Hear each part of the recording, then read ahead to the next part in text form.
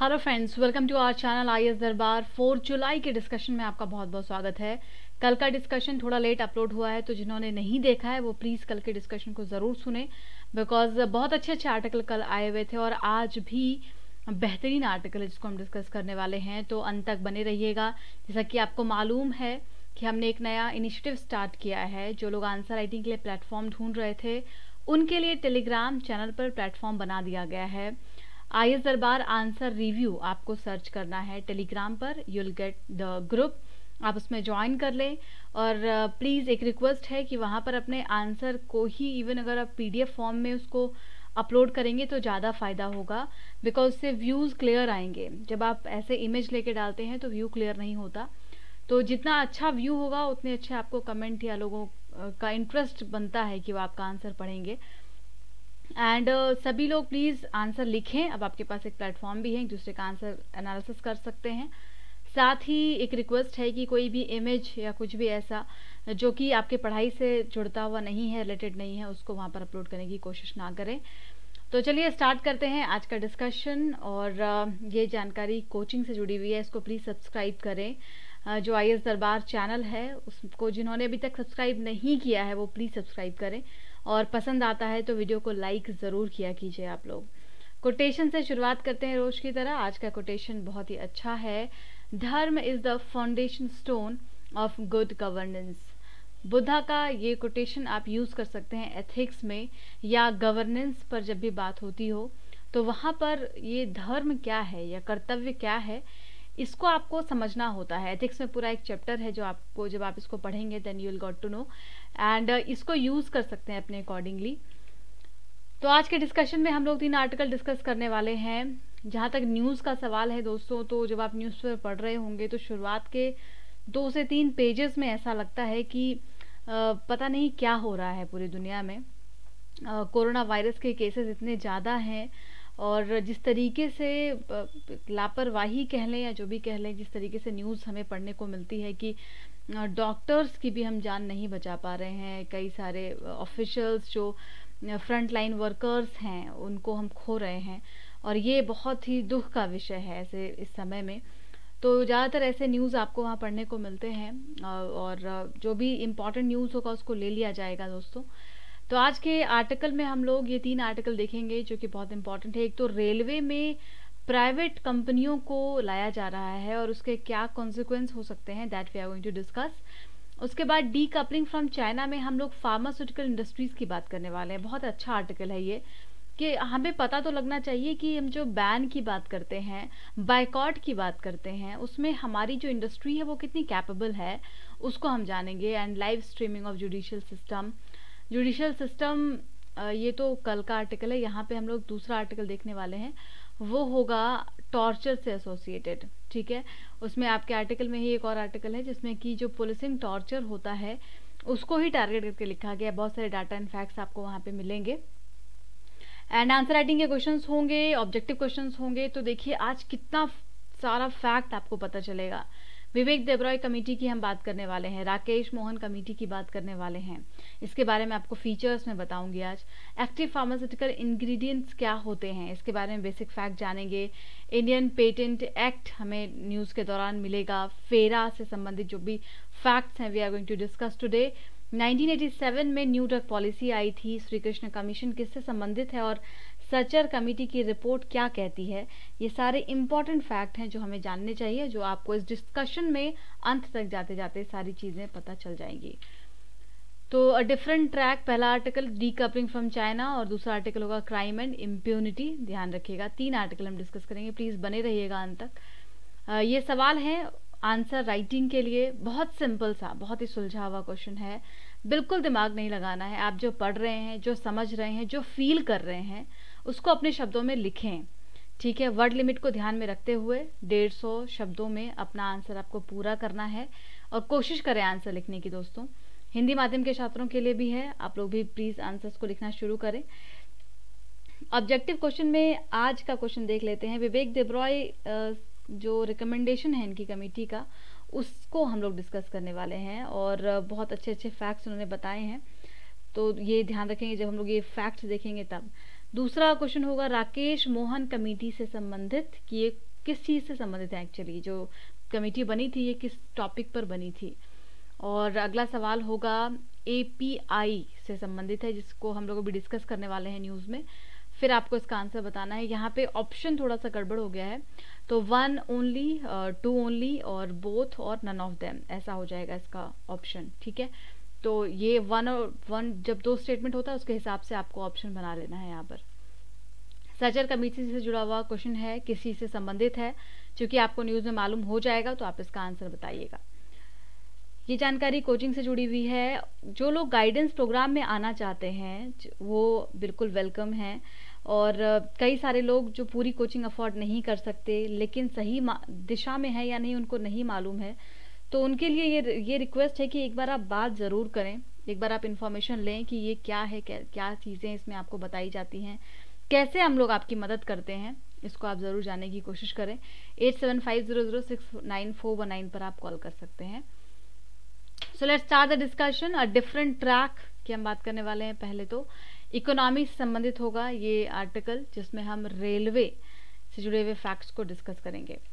Background में हम जान लेते हैं, विवेक देबरॉय कमेटी जब बनी थी तो इन्होंने क्या रिकमेंडेशंस दिए थे, कब बनाई गई थी, क्या है ये, तो बैकग्राउंड जानिए। 2015 जून में इन्होंने अपना रिपोर्ट सबमिट किया था इस कमेटी ने, और रेलवे का रिकंस्ट्रक्शन कैसे होना चाहिए, रीस्ट्रक्चरिंग कैसे होनी चाहिए, इन सभी चीज़ को देखने के लिए एक बोर्ड तैयार किया गया था। उसको चेयर कर रहे थे मिस्टर विवेक देबरॉय, और उन्होंने कई सारे रिकमेंडेशंस को बताया था।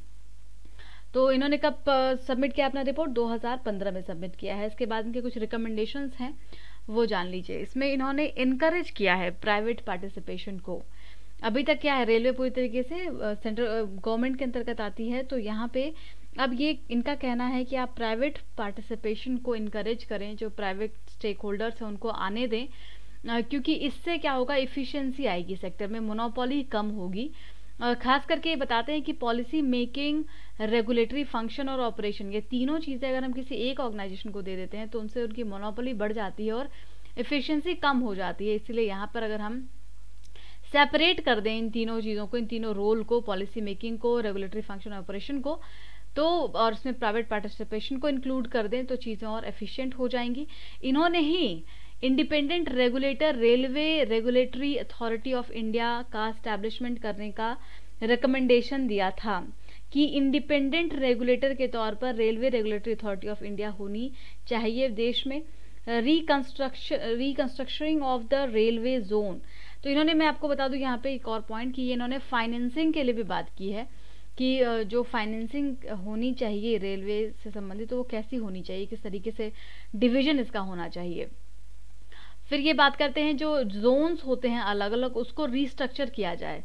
जो ब्रिटिश समय से जिस तरीके से जोन बना दिया गया है उसी को हम आगे लेते आ रहे हैं, तो इसको चेंज करने की ज़रूरत है। साथ ही जो कोर एरिया है वहाँ पर फोकस किया जाए। जैसे रेलवे के पास बहुत सारे प्रोजेक्ट होते हैं, बहुत सारे काम होते हैं, हॉस्पिटल्स, स्कूल्स, पुलिस फोर्स, इन सभी को मैनेज करना। तो ऐसे में ये सुझाव देते हैं कि जो इनका कोर वर्क नहीं है उसको प्राइवेट स्टेक होल्डर्स को दे दिया जाए, और इनका जो कोर वर्क है वहाँ पर इनको फोकस करना होगा, जैसे कि रनिंग ट्रेन्स और रेलवे की पूरी जिम्मेदारी लेना। तो ये जो इम्पॉर्टेंट काम है उनको इसको देखना चाहिए।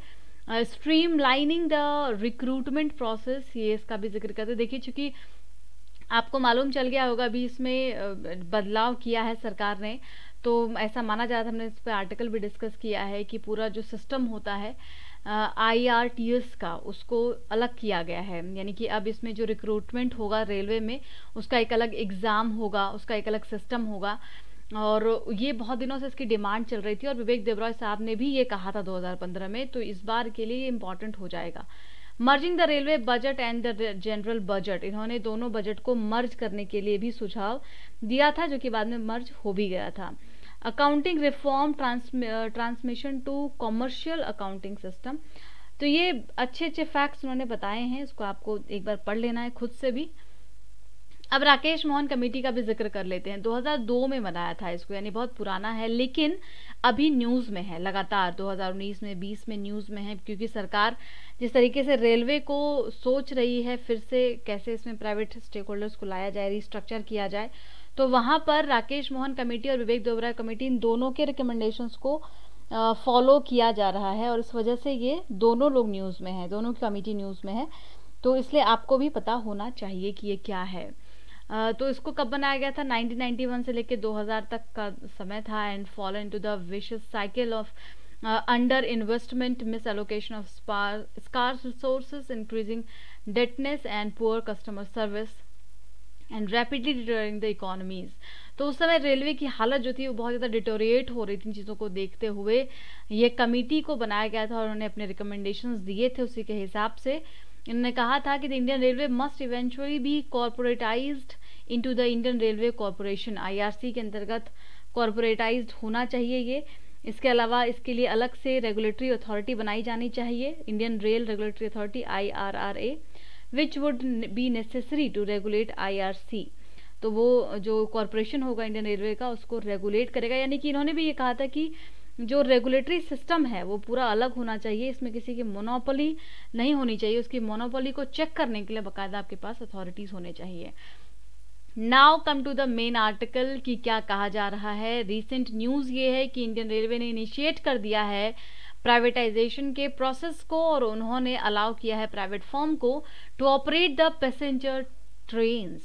तो पैसेंजर ट्रेन्स को ऑपरेट करने का अलाउ कर दिया है रेलवे ने, मिनिस्ट्री ऑफ रेलवे ने प्राइवेट कॉर्पोरेटर्स को कह दिया है। अब यहाँ पे अब मुद्दा उठेगा कि किस तरीके से इसको मैनेज किया जाएगा, क्या क्या कंडीशंस उनके सामने रखे गए हैं। तो उनको एनर्जी चार्ज वगैरह पे करना होगा जितना भी कंज्यूम होता है, क्योंकि वो पैसेंजर ट्रेन को मैनेज करने वाले हैं। 109 ओरिजिन डेस्टिनेशन रूट्स होंगे जहाँ पर कि 151 न्यू ट्रेन चलाए जाएंगे, उनको ऑपरेट किया जाएगा, पार्टिसिपेट कर सकते हैं।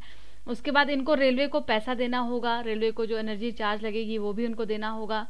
फिक्स्ड अमाउंट होगा, जो भी चार्ज कंजम्पशन होता है उसके हिसाब से इनको फिक्स कर दिया जाएगा। तो जो फाइनेंस का रेगुलेशन है उसको रेलवे ने अपने तरीके से मैनेज किया है यहाँ पर। तो आपको मालूम है कि रेलवे सेक्टर अभी तक गवर्नमेंट की मोनोपोली में हुआ करता था, और उसको प्राइवेट सेक्टर को देना, पार्टिसिपेशन देना, तो किस तरीके से दिया जा रहा है, कितना वेलकम किया जा रहा है, इसी बात पर ये आर्टिकल आज हम डिस्कस कर रहे हैं। तो इनका कहना है कि कुछ जो स्टेप्स लिए गए हैं वो पहले तो कुछ क्रिटिकल इश्यूज को अनएड्रेस्ड रखा गया है, उसको ठीक से एड्रेस नहीं किया गया है, और अगर हम उन इश्यूज को एड्रेस नहीं करते हैं तो प्रॉब्लम्स बढ़ सकती हैं आगे चल करके। जैसे कि फाइनेंशियल वायबिलिटी की जब हम बात करते हैं तो वहां पर कॉन्फ्लिक्ट क्रिएट हो सकता है प्राइवेट स्टेक होल्डर और पब्लिक के बीच में, पब्लिक स्टेक होल्डर के बीच में। और इसमें जो प्राइवेट प्लेयर्स होते हैं उनको काफ़ी डिफिकल्टी का सामना करना पड़ सकता है जब कॉस्ट प्राइसिंग को एक्सेस किया जाएगा। तो on the other hand higher fare needed to cover cost might bring the direct competition with the airline. अब क्या होगा, जो प्राइवेट कंपनियां होती हैं वो अपना नुकसान तो करेंगे नहीं, वो फायदे के लिए, ताकि उनको वो पैसा रेलवे को भी दे सके और अपना भी उनको प्रॉफिट हो सके, उसके लिए वो क्या करेगी, फेयर को बढ़ाएगी। अब जब फेयर को बढ़ाएगी तो क्या होगा, ये डायरेक्ट कम्पीट करेंगे फिर एयरलाइन से, क्योंकि लोगों को लगेगा कि मैं अगर 2300 रुपये में ट्रेन से ट्रेवल करके 8 घंटे में या 12 घंटे में अपने घर तक जाऊं, तो उससे बेटर है कि मैं 2 घंटे में फ्लाइट से 2300 नहीं तो 2500 रुपये में मैं घर जा सकता हूँ। तो यहाँ पे ये जो कंपटीशन है रेलवे का एयरलाइन के साथ वो बढ़ सकता है। और साथ ही आगे हम देखेंगे कि जो हमारे वल्नरेबल सेक्शन हैं, रेलवे का इस्तेमाल हर वर्ग करता है, तो उनके लिए फिर चीज़ें कैसे नुकसानदेह हो सकती हैं। तो यहाँ पर एक इंडिपेंडेंट रेगुलेटर का बनाया जाना चाहिए जो कि पूरी तरीके से प्राइवेट प्लेयर्स को कैसे मैनेज करना है और उनके पूरी फील्ड को रेगुलेट करे और दोनों के बीच में एक सामंजस्य बनाए। क्योंकि विवेक देवराय साहब ने भी ये कहा था कि अगर हम अभी हमने शुरू में डिस्कस किया ना कि 3 एंटिटी को अगर सेम बना देते हैं जो रेगुलेट करे, ऑपरेट करे और उसके बाद बाकी चीज़ों को मैनेज करे, सर्विस प्रोवाइड करे, तो फिर वो क्या करेगा, कॉन्फ्लिक्ट ऑफ इंटरेस्ट क्रिएट करेगा और फिर इससे किसी का फ़ायदा नहीं होगा। तो बैलेंस ऑफ पावर को यहाँ मेंटेन करना ज़रूरी है। और entry of the new operator, नए ऑपरेटर्स अगर इसमें एंट्री करते हैं तो उनके लिए प्रॉपर लिबरलाइजेशन प्रोसेस होना चाहिए, तभी आपके यहाँ पर नए स्टेक होल्डर्स या इन्वेस्टर्स जो हैं वो पार्टिसिपेट करेंगे। अगर आपके रूल रेगुलेशन टफ होंगे, उनके फ़ायदे में नहीं होंगे, तो जाहिर तौर पर जो नए लोग हैं, नए ऑपरेटर्स हैं, वो इंक्लूड नहीं करेंगे इन चीज़ों को। सेकेंडली, राकेश मोहन कमेटी का भी जिक्र करते हैं, जिसकी अभी हम बात कर रहे थे। इन्होंने भी सजेशन दिया था कि इंडिपेंडेंट रेगुलेटरी अथॉरिटी होनी चाहिए और उसकी ज़रूरत है, क्योंकि जो हमारा एक सोसाइटी है जहाँ पे कि बहुत सारे वल्नरेबल पीपल रहते हैं, उनको परेशानी नहीं होनी चाहिए। तो किसी भी तरीके का जब रूल बनाया जाता है तो उनके बारे में ज़रूर ध्यान रखा जाना चाहिए, कितनी फ्लेक्सिबिलिटी दी जा सकती है फेयर के मामले में या अदर चीज़ों में। अगला आर्टिकल है डीकपलिंग फ्रॉम चाइना, ये आईआर से एसोसिएट करेंगे। हम बात करें फार्मास्यूटिकल इंडस्ट्री की कि उस पर कितना प्रभाव पड़ा है इस बैन और बायकॉट का।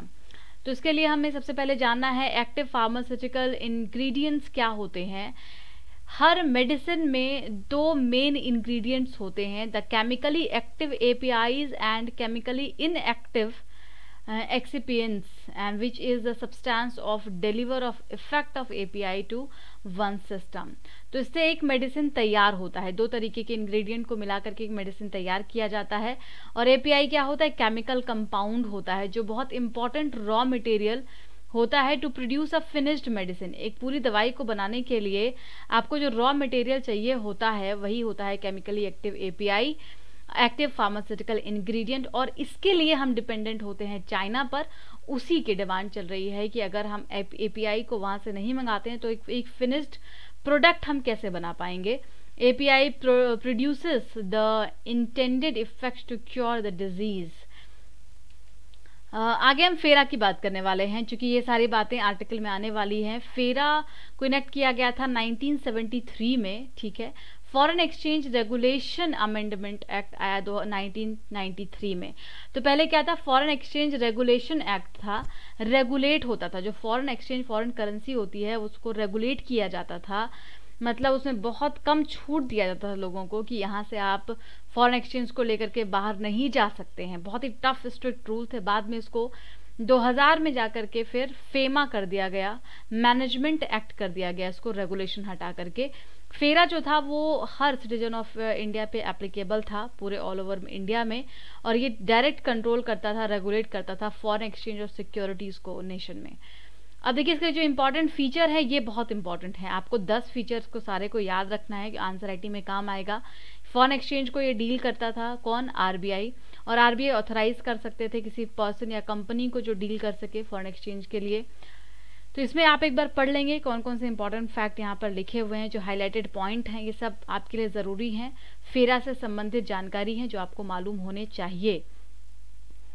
नाउ कल चलते हैं आर्टिकल पर। कहा जा रहा है कि बायकॉट किया जा रहा है ट्रेड को विद चाइना। चाइना के साथ पॉलिटिकल टेंशंस चूंकि बढ़ रहे हैं और टेरिटोरियल डिस्प्यूट की वजह से दोनों देशों में लगातार बैन का सिलसिला जारी है। खास करके भारत में वहाँ के सामानों पर रोक लगाया जा रहा है या फिर बायकॉट किया जा रहा है यहाँ के लोगों के द्वारा।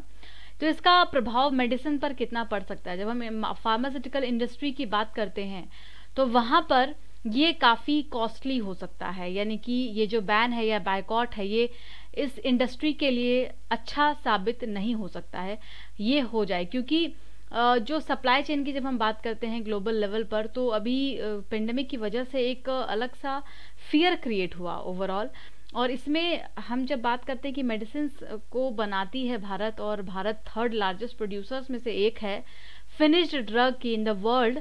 लेकिन इसको बनाने के लिए हमें जो एक्टिव फार्मास्यूटिकल इंग्रेडिएंट की ज़रूरत पड़ती है वो हम कहाँ से लाते हैं? चाइना से लाते हैं। और अगर हम इस रॉ मटेरियल को वहाँ से नहीं इंपोर्ट करते हैं तो हम फिनिश्ड ड्रग को कैसे बना पाएंगे?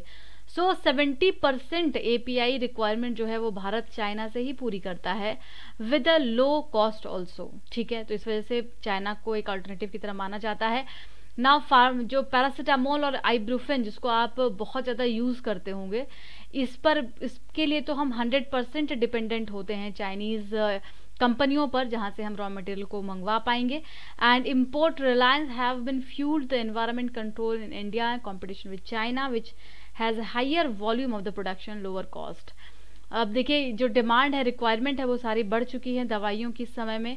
और ये बैन को इम्प्लीमेंट करने से या बायकॉट करने से सीधा असर फार्मास्यूटिकल इंडस्ट्री पर पड़ने वाला है, खास करके उसकी प्राइसिंग पर पड़ने वाला है, दवाइयों के दाम पर पड़ने वाला है। और इससे हो जाए कि मेडिसिन जो है वो अनअफोर्डेबल हो जाएगा। क्योंकि भारत, अभी आपको बता दें कि भारत में एक समय था जब दवाइयाँ बहुत महंगी मिला करती थी।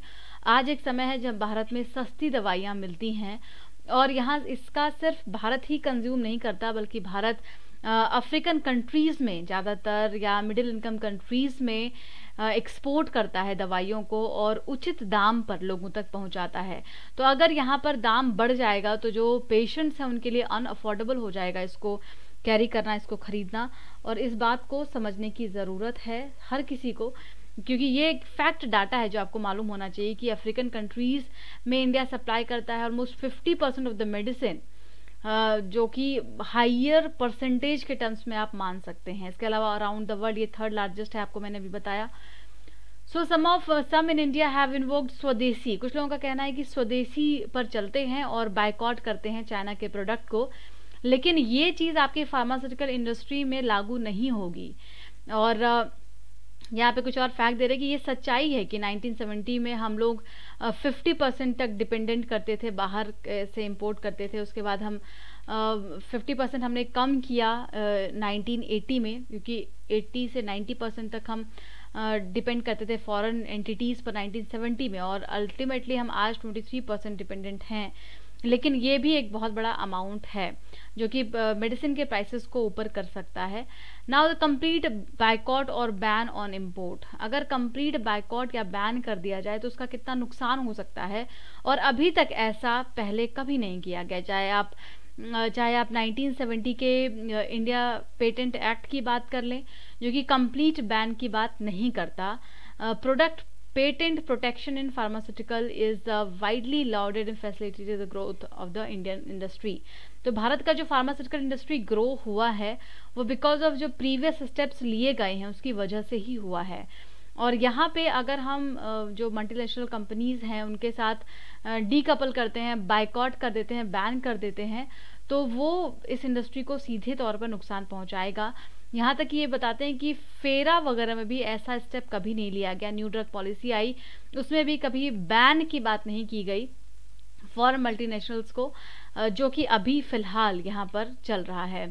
Indian firms have the capabilities. अगला ये कहते हैं कि नो डाउट इंडियन फर्म में अपनी कैपेबिलिटी है, और जहाँ तक हम सवाल है एपीआईज़ का, इंग्रेडिएंट्स का, उसको हम क्रिएट कर सकते हैं। बट द थिंग इज़ कि अभी जब बीच में लॉकडाउन हुआ था तो चाइना की तरफ से भी सप्लाई को रोक दिया गया था, और उसने एक सॉर्ट ऑफ एक फियर क्रिएट कर दिया था।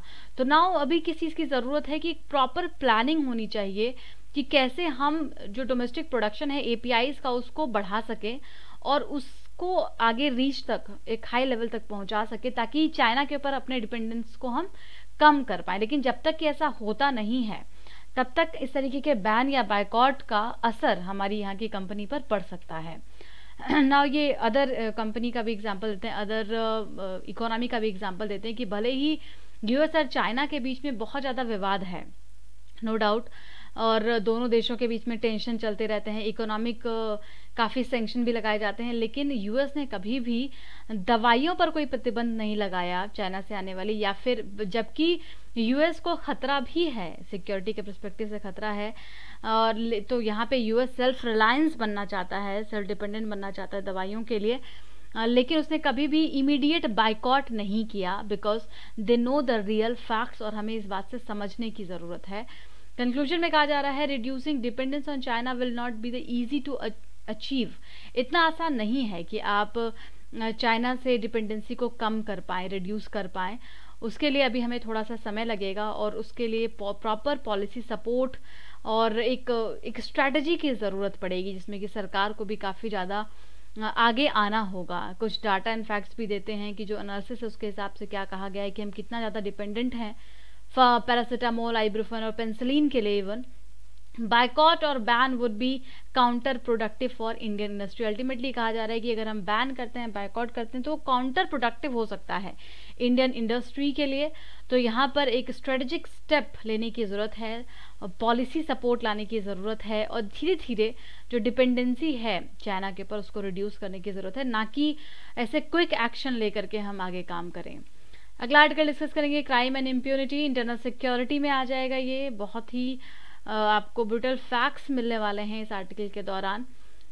लेकिन आपने आज न्यूज़ में पढ़ा होगा कि पुलिस के साथ भी जो व्यवहार किया जा रहा है आज के डेट में वो भी सही नहीं है।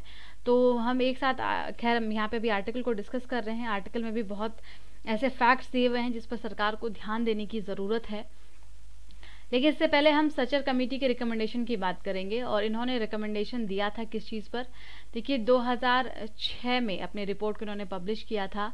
Prime minister high level committee बनाई गई थी, सोशल इकोनॉमिक और educational status of Muslim community of India. तो उसके लिए इन्होंने प्रॉपर 7 मेंबर की कमेटी थी, इसको चेयर कर रहे थे जस्टिस राजेंद्र सचर जो रिटायर्ड जस्टिस थे। और उन्होंने प्रॉपर एक डिटेल तैयार किया, रिपोर्ट तैयार किया कि भारत में जो 150 मिलियन लोग हैं स्ट्रॉन्ग मुस्लिम कम्युनिटी के, उनको कितनी सारी कठिनाइयों का सामना करना पड़ता है। उनको सबसे बड़ी प्रॉब्लम आती है आइडेंटिटी की, सिक्योरिटी की, और डबल बर्डन से जूझना पड़ता है जब कई बार उनके ऊपर एक तो एलिगेशंस लगाए जाते हैं इंटरनेशनल का, और दूसरा उनको अपीज भी किया जाता है। तो ऐसी सारी परेशानियों से जो कम्युनिटी है वो काफ़ी ज़्यादा प्रभावित है। और यही सारी बातें इस रिकमेंडेशन में इन्होंने उसके काफ़ी सारे उपाय भी बताए कि क्या क्या चीज़ें, कौन कौन से स्टेप्स सरकार को लेने चाहिए इनके वेलफेयर के लिए। आर्टिकल में देखिए क्या कहा जा रहा है। आर्टिकल में हम बात करेंगे कस्टोडियल टॉर्चर की, हमने परसों डिस्कस किया था। वहाँ पर आपको मैंने बैकग्राउंड भी बताया था कि यूएन कन्वेंशन ऑन टॉर्चर जो है हमारा यहाँ पे, उसको हमने साइन तो किया है लेकिन उसको हमने रेटिफाई नहीं किया है, आपको याद होगा। तो देखिए भारत की स्थिति कितनी दयनीय होती जा रही है दिन ब दिन। तमिलनाडु में एक केस जो हमने उस दिन भी डिस्कस किया था, आपको आज डिटेल से बताते हैं कि फादर और सन की डेथ होती है कि because of the brutal torture. उनका अपराध क्या था? उनका नॉन वायलेंस का अपराध था। उनको सिर्फ इसलिए पकड़ा गया था क्योंकि उन्होंने समय से ज़्यादा देर तक अपने दुकान को खुला रखा था, शॉप खुली रखी थी। इस वजह से उनको पकड़ा गया और उनको इस स्थिति में पहुंचा दिया गया कि उन्होंने अपना दम तोड़ दिया। तो ये जो मोमेंट है या ये जो वारदात बार बार हो रहे हैं, ये किस चीज़ की याद दिलाता है? ये उसी फ्रॉइड मोमेंट की याद दिलाता है जिसके बारे में आज हम बात करेंगे। जो कैंपेन अमेरिका में चल रहा है, इवन अमेरिका नहीं बल्कि फ्रांस, यूके, हर जगह पर आवाज़ उठ रही है, आई कांट ब्रेथ। तो जो रेसिज्म का पूरा ये एक कॉन्सेप्ट फिर से उभर करके आया है इतने सालों के बाद। ऐसा लग रहा था कि जो भेदभाव है वो ख़त्म हो चुका है, खास करके ब्लैक और वाइट के बीच में। लेकिन ये जो केसेस भी रिसेंट हो रहे हैं वहाँ अमेरिका में, उसके इश्यूज़ को भी इस आर्टिकल में डिस्कस किया गया है। अ केस ऑफ महाराष्ट्र, एक और एग्जांपल आपको देते हैं महाराष्ट्र का कि देखिए कितनी स्थिति खराब है। सिर्फ तमिलनाडु नहीं, महाराष्ट्र, मैंने आपको बताया था, बिहार, वेस्ट बंगाल, कई सारी जगह पर केसेस देखे जाते हैं। महाराष्ट्र में एक केस था 2003 का, कस्टोडियल डेथ था ख्वाजा यूनुस का। और हुआ यूं कि उस समय में पुलिसमैन को इसके लिए दोषी ठहराया गया था कि ये डेथ जो है वो कस्टोडियल हुई है। कैसे पता चला? सीआईडी की इंक्वायरी के बाद ये पता चला। बॉम्बे हाई कोर्ट ने जब इंक्वायरी के लिए कहा था, उसके बाद सीआईडी की रिपोर्ट ने ये कहा कि कस्टडी में ही डेथ हुई है, और उसके लिए 4 पुलिसमैन को इसके लिए दोषी भी ठहराया गया था। लेकिन अभी फिर से ऐसा हुआ कि जब महाराष्ट्र में सरकार बदली, सरकार के आने के बाद उन्होंने उन्हीं पुलिसमैन को फिर से ड्यूटी पे बुला लिया जिसको कि अपराधी और दोषी पाया गया था उस केस में। तो उसके बाद फिर से ये जो केस है वो खुल गया, और उनकी जो मदर है, यूनुस की मदर, उन्होंने फिर से फाइल किया है कंटेम्प्ट ऑफ कोर्ट पिटिशन को, और अब इस पर आगे केस चलने वाले हैं। तो आपको इन चीज़ों को पढ़ करके क्या फील होता है? बहुत सारी बातें हम अपने आंसर में नहीं लिख सकते, बहुत सारी बातें हम इंटरव्यू में कह नहीं सकते, लेकिन एटलीस्ट आपको हर चीज़ को एनालिसिस करना होगा, आपको सीखना होगा कि जो रियलिटी है वो क्या होती है, किस हद तक होती है, पुलिस के पास कितनी अथॉरिटी होनी चाहिए और कितना वो मिसयूज़ कर सकते हैं। इसके अलावा जो क्रिमिनल का पूरा प्रोसीडिंग्स होता है वो किस तरीके से होता है। तो ये सारी बातें हमें एक बार सोचने की ज़रूरत है, क्योंकि ये सारे केसेस जो हैं वो सरकार को, पब्लिक को, ऑफिशियल्स को, हर किसी को इस बात को सोचने के लिए मजबूर करते हैं कि आपके यहाँ पर जो पॉलिसी है उसको ठीक किया जाना चाहिए, उसको वहाँ पे जो भी कमियां हैं उसको ख़त्म किया जाना चाहिए। आइए बात करते हैं यूएस के उस केस की, इसमें कैंपेन शुरू हुआ आई कांट ब्रेथ, और ये स्टार्ट होता है, ऐसा ऐसा वहाँ पे बताया जाता है, जो रिपोर्ट है उसके अकॉर्डिंगली, कि 1000 ब्लैक पीपल हर साल वहाँ पर पुलिस के द्वारा शूट कर दिए जाते हैं। और ये कितना भयानक डाटा है, और इसकी वजह से वहाँ पर अल्टीमेटली ये कैंपेन शुरू हुआ, और ये कैंपेन सिर्फ यूएस में ही नहीं बल्कि लंदन, पेरिस, हर जगह पर ब्लैक लिव्स मैटर, ये इसको सपोर्ट करते हुए कैंपेन को चलाया जा रहा है, और वहाँ पे जो सिस्टम है उसको ख़त्म करने के लिए अपील की जा रही है लगातार। अगला केस बताते हैं ये, कि एक मराठी जर्नलिस्ट है जिन्होंने लिखा है अपने रिपोर्ट में, और ये जो केस है, स्टोरी है, इसका ये नाम देते हैं बाकरैची body, the body of God. अब ये गॉड की जो ये इन्होंने स्टोरी का नाम दिया है, इसमें इन्होंने क्या बताया है, यूनुस के केस का जिक्र करते हुए कहते हैं कि एक मुस्लिम यूथ को अरेस्ट किया जाता है, उसके बाद पुलिस स्टेशन में उनको ले जाया जाता है, फिर जिस तरीके से टॉर्चर किया जाता है बहुत ही इनह्यूमन होता है वो, और इस पर चीज़ें लिखी जा रही हैं, बताई जा रही हैं, और गवर्नमेंट इस पर कब एक्शन लेती है इस बात का इंतज़ार है हर किसी को। श्री कृष्ण कमीशन भी इसके लिए बनाया गया था, उन्होंने अपने रिकमेंडेशंस को भी दिया था कि किस तरीके से क्या क्या चीज़ें होनी चाहिए, और जो पुलिसमैन हैं वो किस तरीके से फेल हो रहे हैं अपनी ड्यूटी को पूरा करने में, लेकिन उसको आज तक कहीं इम्प्लीमेंट नहीं किया गया है। तो ये सारी जो स्ट्रेसफुल सिचुएशन है उस समय की, उसको ये डिस्कस करते हैं आर्टिकल में। And this is the twisted argument that allowed the police on the one hand to be egoistic, vengeful macho men, and other hand provides them with arms, close space and immunity to the consequences। देखिए यहाँ पे हमें दोनों angle से सोचना है। एक तो कुछ ऐसे लोग, सारे नहीं, कुछ ऐसे लोग, आप भी जब तैयारी करेंगे तो आप में से किसी को आईपीएस मिल सकता है, कुछ लोग आईआरएस में जा सकते हैं, कुछ को आईएएस मिल सकता है। हालांकि हर कोई आईएएस बनना चाहता है, बट आईपीएस भी बनने का हर किसी का, बहुत सारे लोगों का सपना होता है।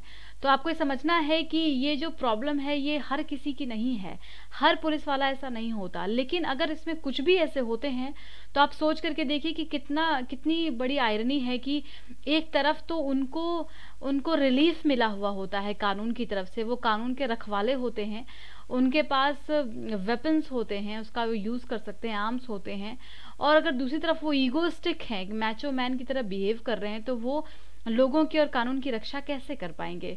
तो ब्रिटिश राज के समय से ये जो पुलिस की ब्रुटैलिटी उस समय भी थी, आपको याद होगा कई सारे मूवीज में आपने देखा होगा जिस तरीके से आपको दिखाया जाता है, कहीं ना कहीं वो आज भी, वो टॉर्चर आज भी कायम है।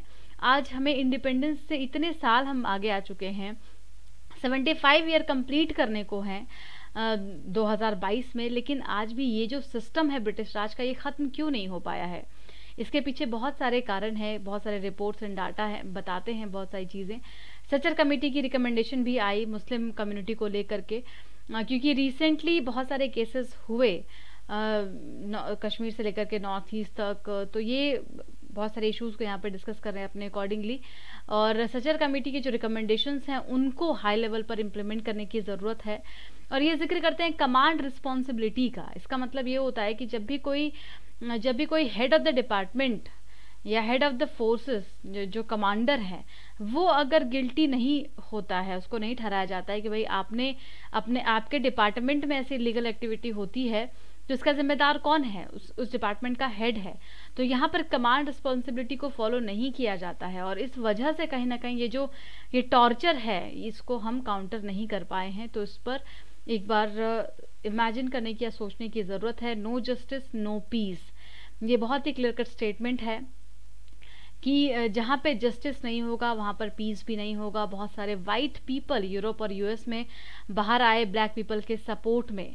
तो लगता है कि भारत में भी ऐसी ही कंडीशन बन गई है, जब हमें इस तरीके के डिमांड को आगे लाना होगा कि जो ऐसे बेसहारा लोग, कई बार जिन पर अभी तक कोई भी आरोप तय नहीं हुआ है, तो हम उनको आरोपी नहीं मान सकते हैं, और उनको किसी कस्टडी में डेथ तक पहुंचाना, ये सिस्टम को के लॉ को कैसे ब्रेक करता है या सिस्टम से लोगों के बिलीफ को कैसे उठाता है, ये सारी चीज़ों को दर्शाता है। तो इसको जुडिशरी को, एग्जीक्यूटिव को, लेजिस्लेचर को, हर किसी को इस पर कानून बनाने की और उसको सख्त से पालन करने की ज़रूरत है। कानून रिकमेंडेशंस कई सारे बने हुए हैं, ज़रूरत है उसके प्रॉपर इम्प्लीमेंटेशन की, जो इस आर्टिकल में कहा जा रहा है। प्रीवियस डे के क्वेश्चन का आंसर देख लेते हैं। यूबीआई पर आपसे क्वेश्चन पूछा गया था, दोनों स्टेटमेंट यहाँ पर सही है। जिन लोगों ने आंसर दिया है उसको थैंक यू और वेरी गुड ऑल्सो। दूसरा सवाल मनरेगा से जुड़ा हुआ था, तो यहाँ भी तीनों स्टेटमेंट सही है, all of them are correct. अगला सवाल था जुरिडिक्शन ऑफ सुप्रीम कोर्ट पर, तो तीनों स्टेटमेंट, ये तीनों जो जुरिडिक्शंस है वो उसमें आते हैं, कैटेगराइज्ड हैं, तो इसका भी आंसर हो जाएगा सी। आज के लिए इतना ही। Thank you so much, keep studying. कैसा लगा दोस्तों ज़रूर बताया कीजिए, लाइक कीजिए और शेयर करना मत भूलिए। Thank you.